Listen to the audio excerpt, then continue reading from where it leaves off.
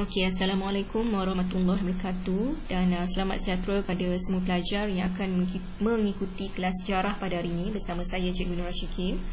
Okey, pada hari ini kita akan lihat terus kepada bab 8 iaitu bab terakhir dalam sejarah tingkatan 1 mengenai tamadun Islam dan sumbangannya. Okey, kita akan lihat perkembangan tamadun Islam dan sumbangan-sumbangan tamadun Islam. Ini kamu boleh lihat di muka surat 158 buku teks. Muka surat 158 buku teks. Okey, sebelum itu kita akan lihat dulu di mana tempat tamadun Islam muncul ataupun berkembang. Okey, tamadun Islam berkembang ataupun muncul di kawasan semenanjung tanah Arab. Okey, kamu boleh lihat peta di muka surat 160. Peta di muka surat 160 ini menunjukkan kawasan bermulanya tamadun Islam berkembang. Okey, dan di sini adalah tempat tinggal masyarakat Arab, tempat ataupun lokasi masyarakat Arab tinggal. Okey, dan yang menjadi kawasan utama adalah semenanjung tanah Arab. Okey, di mana semenanjung tanah Arab ini terdiri daripada beberapa wilayah, beberapa kawasan, iaitu Hadramaut, Oman, Yaman, Hijaz, Najd dan sebagainya lah. Okey, jadi ini adalah kawasan utama dalam ataupun lokasi utama dalam semenanjung tanah Arab. Okey, ini adalah tempat utama kemunculan tamadun Islam. Tetapi kita akan lihat dulu mengenai masyarakat Arab sebelum kedatangan Islam. Okey, kita akan terus pergi kepada nota yang telah saya sediakan mengenai tamadun Islam dan sumbangannya. Okey, kita akan lihat masyarakat Arab sebelum kedatangan Islam. Okey, kebanyakan mereka tinggal di wilayah-wilayah yang saya sebutkan tadilah. Okey, ini adalah wilayah-wilayah dalam semenanjung tanah Arab. Okey, di wilayah ini, antara wilayah ini, Hijaz adalah kawasan yang paling menjadi tumpuan masyarakat Arab. Okey, Hijaz adalah kawasan ataupun lokasi yang menjadi tumpuan masyarakat Arab. Okey, kerana terdapat 3 ibu kota penting ataupun terdapat bandar yang penting, iaitu Mekah, Madinah dan juga Taif. Okey, Mekah, Madinah dan Taif ini terletak di kawasan Hijaz. Okey, jadi ini adalah kawasan yang penting, yang paling penting di semenanjung tanah Arab. Okey, jadi sebelum kedatangan Islam, terdapat situasi. Jadi sebelum kedatangan Islam, berlaku di mana empangan Maghrib ini, yang dibina oleh masyarakat Arab pada ketika itu telah runtuh. Maksudnya empangan Maghrib ini telah dibina sebelum munculnya tamadun Islam di kawasan semenanjung tanah Arab. Jadi apabila runtuhnya empangan Maghrib ini, berlaku kemerosotan ekonomi. Berlaku kemerosotan ekonomi dalam masyarakat Arab. Kerana apa? Kerana masyarakat Arab pada ketika itu dia tidak pandai, tidak mempunyai ilmu untuk membangunkan semula empangan Maghrib ini.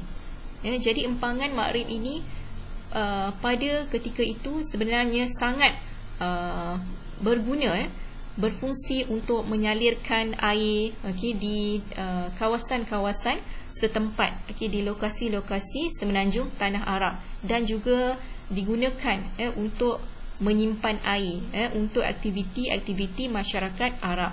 Jadi selepas runtuhnya empangan Maghrib ini, mereka banyak tidak dapat membuat aktiviti-aktiviti harian mereka, menyebabkan berlakunya kemerosotan ekonomi.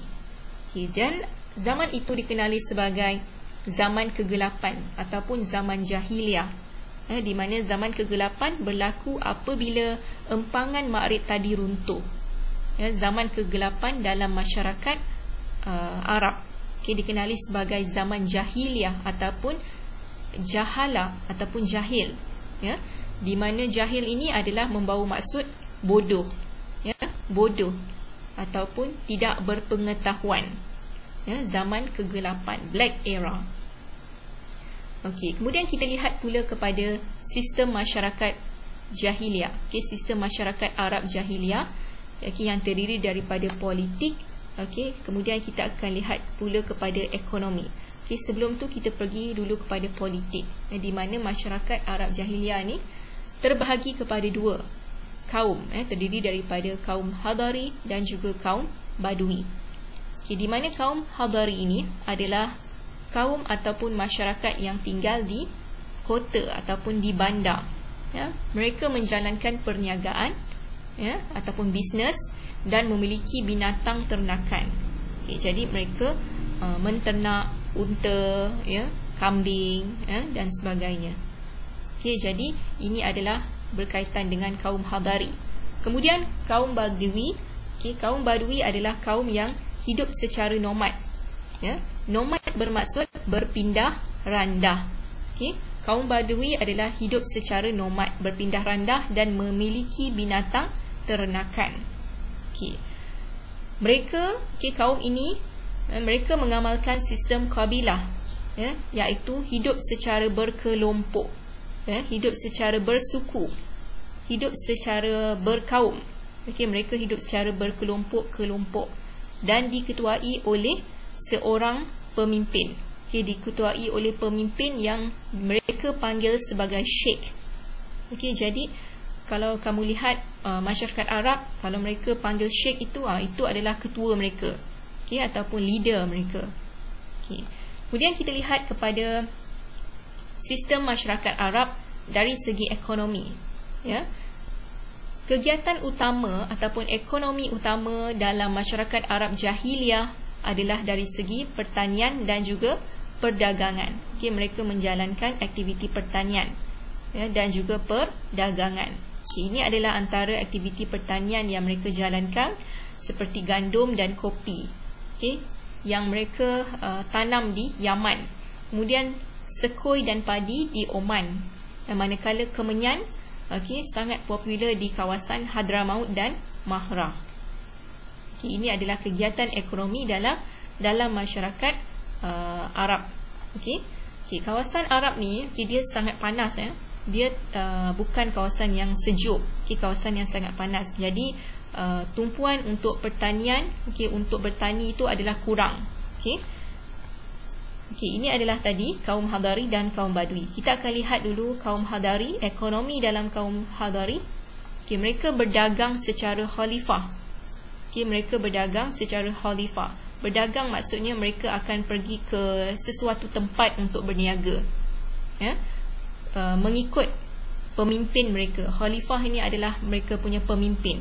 Okey, mereka hanya mementingkan keuntungan, okey, mengamalkan riba dan menipu timbangan. Okey, ini adalah yang berlaku dalam kaum Hadari, okey, dalam masyarakat Arab jahiliah pada ketika itu. Mereka hanya pentingkan untung saja dalam berniaga. Okay. Mereka mengamalkan riba. Riba ini adalah untung yang secara berlebih-lebihan, ya, untung secara berlebih-lebihan, okay, dan mereka menipu, ya, dalam menimbang, okay, dalam timbangan, dalam perniagaan, ya, dalam jual belilah. Okay.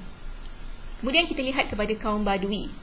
Kaum Badui, mereka menternak unta, kambing dan biri-biri secara nomad.